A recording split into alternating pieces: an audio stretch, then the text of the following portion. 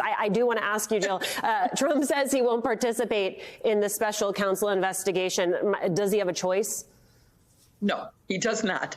If he gets subpoenaed, they have the power to immediately go forward and hold him in contempt.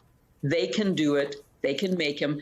He can, of course, claim the Fifth Amendment, which in this case might not be a bad idea. It might be bad politically, but legally, if I was his lawyer, given the evidence that's publicly available, it might be a good idea. But he cannot thumb his nose at them. And even for Congress, he didn't really just ignore them. He filed a lawsuit to delay. And it's a shame that he may get away with that and that Congress may expire at the end of the year without having heard from him as was planned and as is their right. But he can't do that with the Department of Justice that has at least 2 more years to go ahead. Isaac, for everyone who is looking at your shot and wondering where you were hanging out on a Saturday night, you were coming to us from Las Vegas covering the Republican Jewish Coalition Convention. How is this news being received there? And are there signs of other Republican leaders distancing themselves from Trump?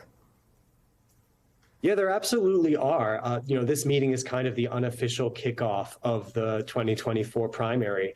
And there are a lot of other potential rivals to Trump who are here and starting to stake out their case. And it's a case that, until a few weeks ago, really looked like a long shot. What would be the path for anyone to run against Trump? But that really changed on November 8th. And you've now got a lot of Republicans who still like Trump, still don't have a bad thing to say about many of the accomplishments of his administration, but are looking at the disappointing results for them on November 8th and wondering if that's still what they want moving forward, or if they're looking to new leadership and a different direction.